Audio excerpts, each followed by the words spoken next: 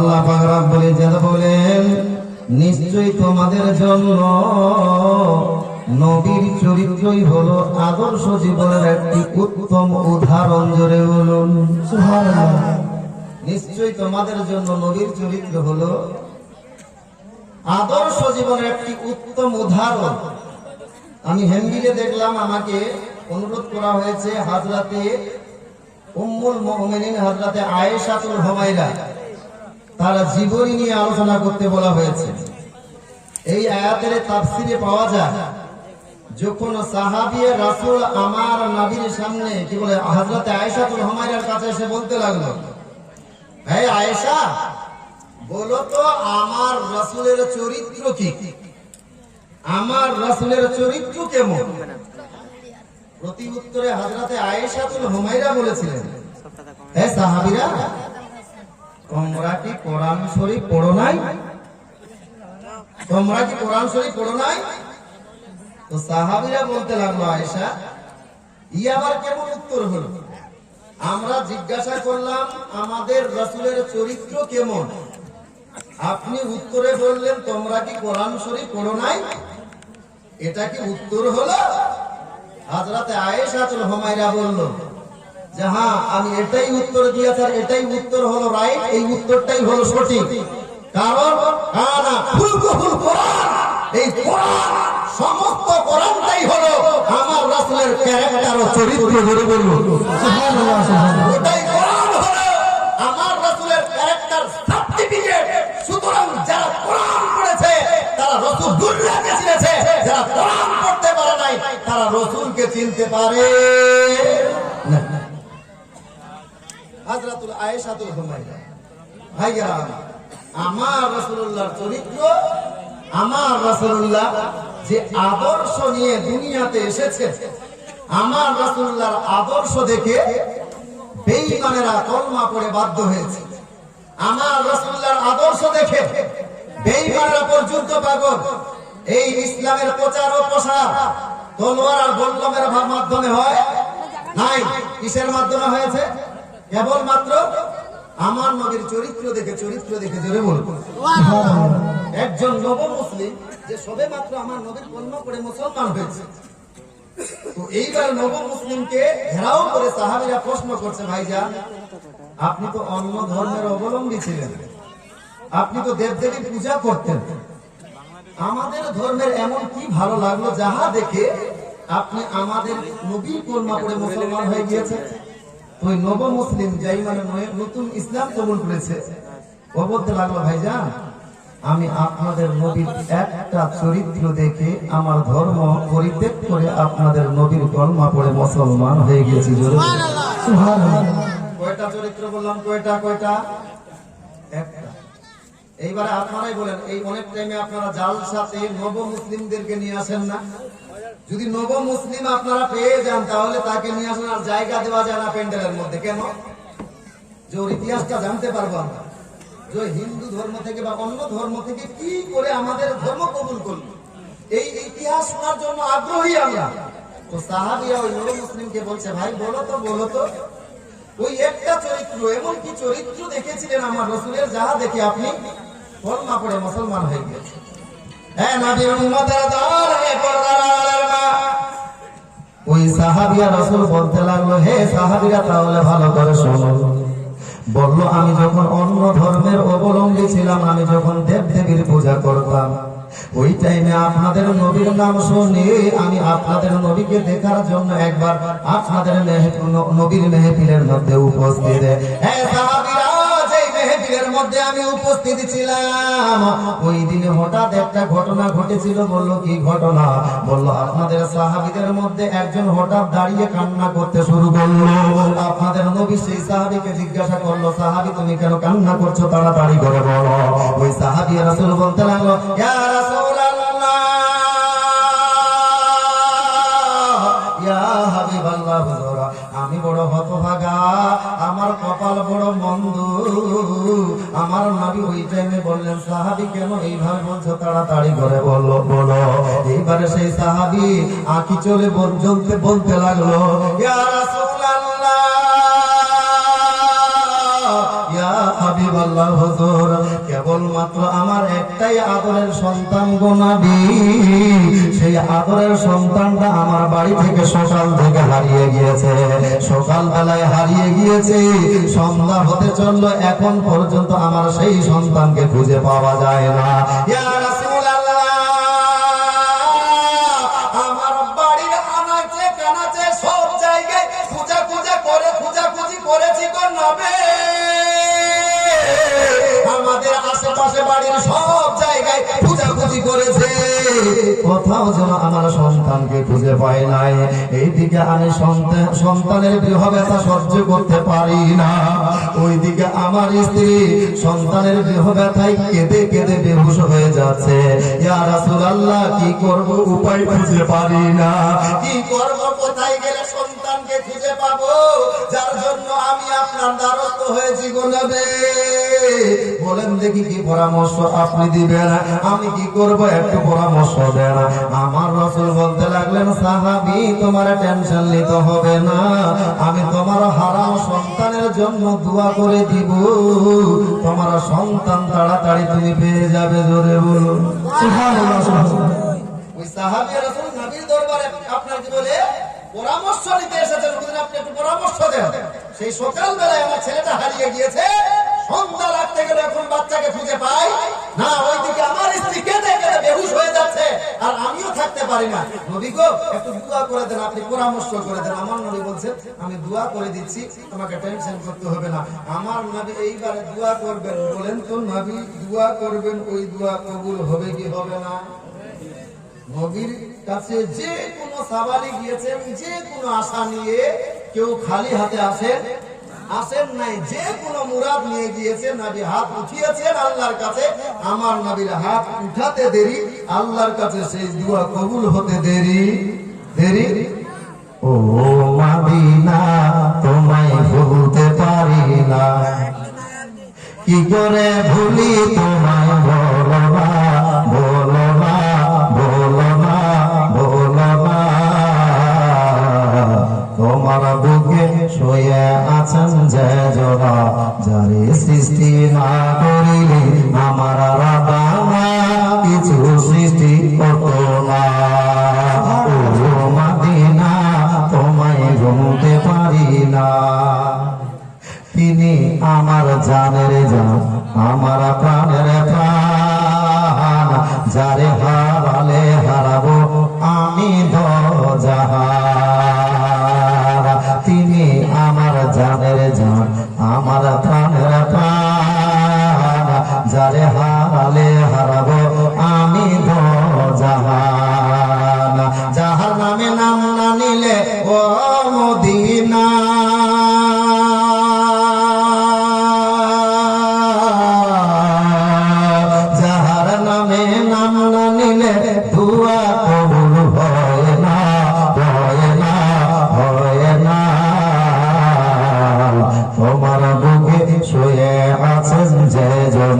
যারে সৃষ্টি না করিলে আমার রাবানা কিছু সৃষ্টি করতো না। ও মদিনা, তোমায় ভুলতে পারি না। আমার নবী এবারে আসমানের দিকে দুই হস্ত উত্তোলন করেছে, আমার নবীর দোয়া শেষ হয় নাই রে বাবা। হঠাৎ করে একজন সাহাবী এসে বলতে লাগলেন, ইয়া রাসূলুল্লাহ, ইয়া হাবিবাল্লাহ হুজুর, আপনার দোয়া কবুল হয়ে গিয়েছে গো নবী। এই ব্যক্তিকে আমি ভালো করে চিনি, এই ব্যক্তির সন্তানকেও চিনি গো নবী। এই ব্যক্তির সন্তানকে আমি যেই জঙ্গল দিয়ে আসছিলাম, সেই জঙ্গলের মধ্যে অনেকগুলো ছোট ছোট ছেলের মধ্যে খেলাধুলা করেছে। ইয়া রাসূলুল্লাহ, এই ব্যক্তিকে অন্য কোথাও খোঁজাখুঁজি না করতে বলে গো নবী। ওই সাহাবী রাসূলকে সেই জঙ্গলের মধ্যে যেতে বলেন, সেই জায়গায় গিয়ে তার সন্তানকে পেয়ে যাবে। এই পর্দার আড়ালের মা যেমনি ভাবে ওই সাহাবী রাসূল শুনতে পাওয়া, এইবারে যেন সাহাবী রাসূল ওই সন্তানকে খুঁজতে যাওয়ার জন্য তাড়াহুড়া করতে লেগেছে। যেমনি ভাবে আপনার সাহাবী রাসূল তাড়াহুড়া করা, আমার নবী বলতে লাগলেন, সাহাবী কি ব্যাপার, তুমি এইরকম তাড়াহুড়া করছো কেন, কি কারণে এইরকম তাড়াহুড়া করছো? ওই সাহাবী রাসূল বলতে লাগলেন,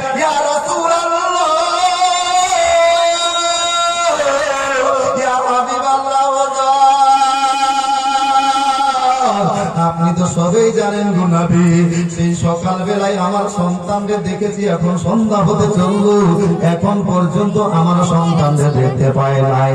আমার নবী বললেন, সাহাবী তাহলে এইরকম তাড়াহুড়া করার কারণটা কি? বলল, নবী আমার সন্তানকে দেখার জন্য মন ছটফট করছে গো নবী, এবং আমার স্ত্রী ওইদিকে আপনার বেহুশ হয়ে যাচ্ছে, ফলে তাড়াতাড়ি করে আমার সন্তানকে বাড়ি নিয়ে যাব, আমার স্ত্রীও আপনার সান্ত্বনা পাবে, আমিও সান্ত্বনা পাবো, এর জন্য তাড়াহুড়া করেছি।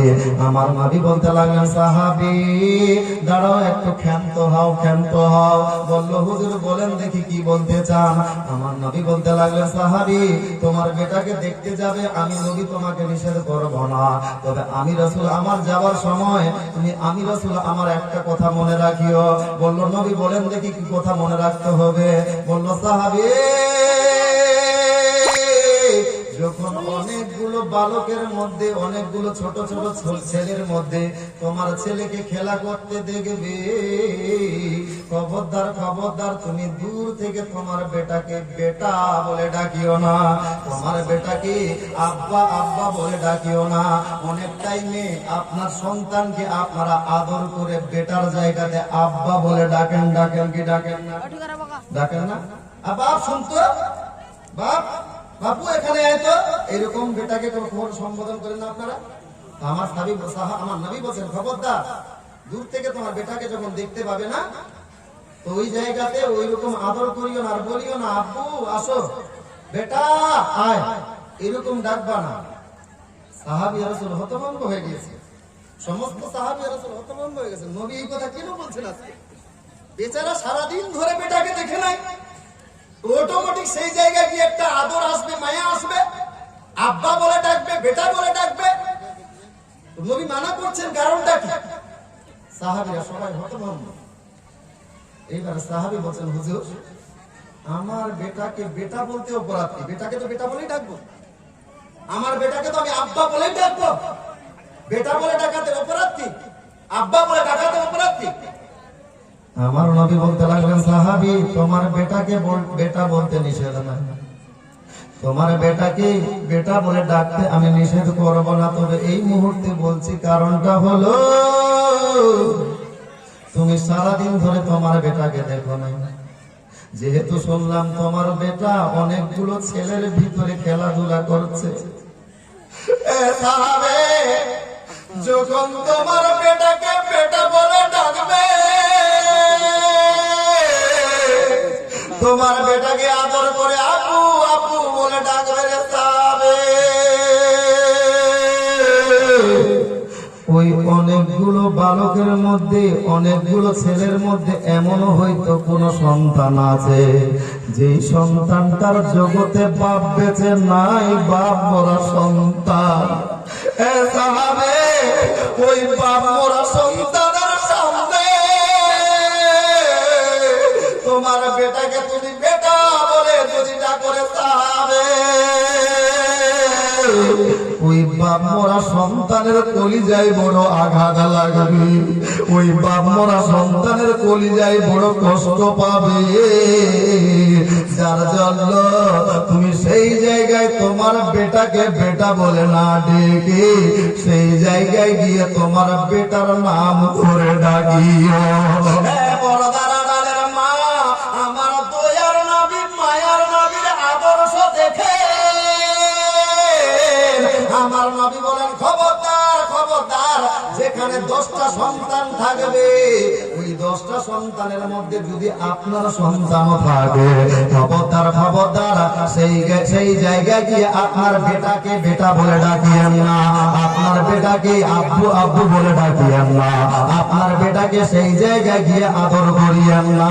কেননা ওই 10টা ছেলের মধ্যে এমন কোন সন্তান থাকতে পারে যার জগতে বাবা নাই, ওই বাপ মরা সন্তানের বড্ড কষ্ট হবে, সে মনে মনে ভাববে দুনিয়ার মালিক, আজকে যদি জগতে আমার বাপ বেঁচে থাকতো, এই মানুষটার মতো আমার আব্বা আমাকে বেটা বেটা বলে ডাকতো। ইয়া আল্লাহ আমার জগতে বাবা নাই বলে আজকে আমি বেটা বেটার ডাক শুনতে বঞ্চিত, আজকে আমার কেউ আদর করে না, যার জন্য আমার নবী বলেন খবরদার খবরদার তোমরা এতিমের সামনে নিজের বেটাকে আদর করিও না, বাবা সন্তানের সামনে তোমার বেটাকে আদর করিও না।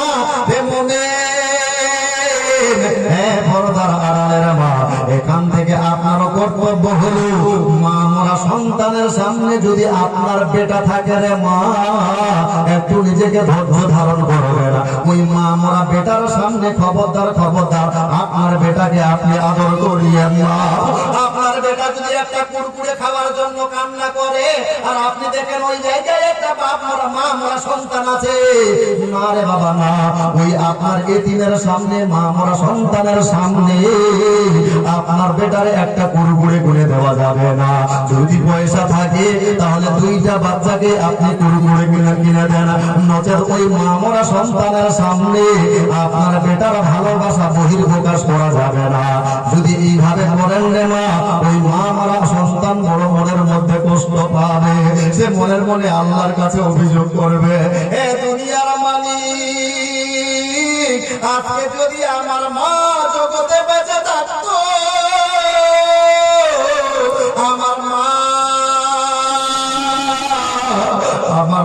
আমার মাকে মা বলার সাথে সাথে এই মায়ের মতো আমার মাও আমাকে কুরকুরে কিনে দিত, আমার মাও আমাকে আইসক্রিম কিনে দিত, যার জন্য আমার নবী বলেন না রে বাবা না, এতিমের সামনে নিজের ছেলে মেয়েকে ভালোবাসিও না, বরঞ্চ আমার নবী বলেন ওই এতিমের হাতে হাত বুলাইয়া দাও, মাথায় হাত বুলাইয়া দাও, ওই হাতের নিচে যতগুলো চুল থাকে ওই চুল সম পরিমাণ নেকি আপনার নেক পাল্লাতে দিয়ে দেওয়া হবে। জোরে বলুন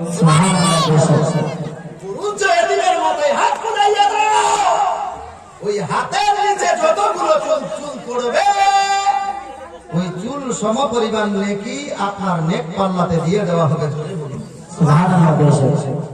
হ্যাঁ পয়সাওয়ালা মানুষ, আমার রাসূল আরো বলেন হে পয়সাওয়ালা মানুষ, আল্লাহ যাদেরকে সম্পদ দিয়েছে খবরদার খবরদার আপনি টাকার বাহাদুরি গরিবের সামনে দেখাইয়েন না। না রে বাবা, গরিবের সামনে টাকার বাহাদুরি দেখাইয়েন না। আল্লাহ সম্পদ দিয়েছে, আল্লাহর শুকরিয়া না আদায় করে না, আল্লাহ আমাকে গরিব না বানিয়ে তুমি পয়সাওয়ালা বানিয়েছো, এইভাবে শুকরিয়া না জ্ঞাপন করেন, কিন্তু গরিবের সামনে টাকার বাহাদুরি করিয়েন না। আমার নবী এমন বলেন যে হে পয়সাওয়ালা মানুষ, গরিব মানুষকে মাংসের রান্নার ঘেরান দিয়ে কষ্ট দেওয়া যাবে না। আল্লাহ পয়সা দিয়েছে না, আল্লাহর শুকরিয়া না আদায় করেন, আল্লাহ আমাকে গরিব বানাও নাই, আল্লাহ আমাকে টাকাওয়ালা বানিয়েছে, লাখ লাখ শুকর আল্লাহ তোমার। কিন্তু সেই পয়সাগুলো গরিব গরিব মানুষের সামনে টাকার বাহাদুরি দেখিয়ে তাদেরকে কষ্ট দিয়ে না।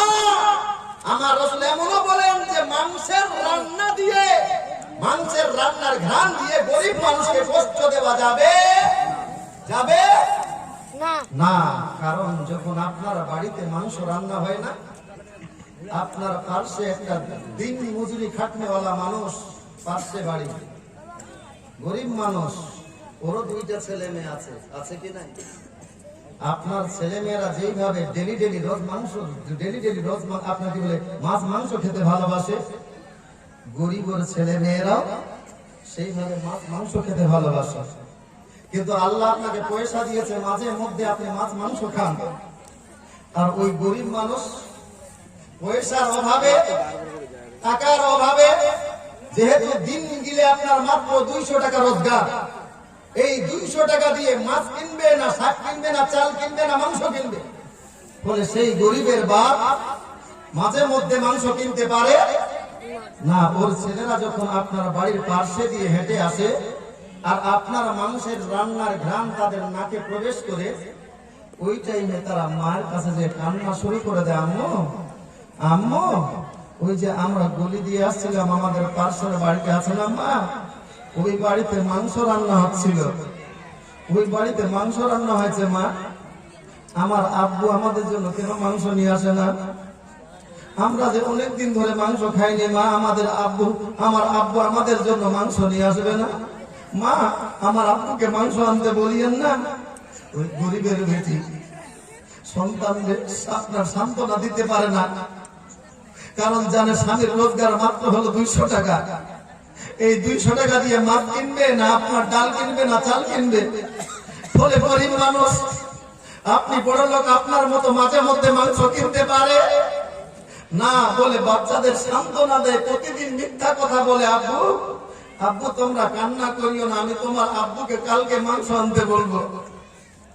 প্রতিদিন কালকে কালকে বলে, মা তুমি তো বলেছিলে আজকে আমার আব্বু আমাদের জন্য মাংস নিয়ে আসবে, কই মাংস তো নিয়ে আসলো না।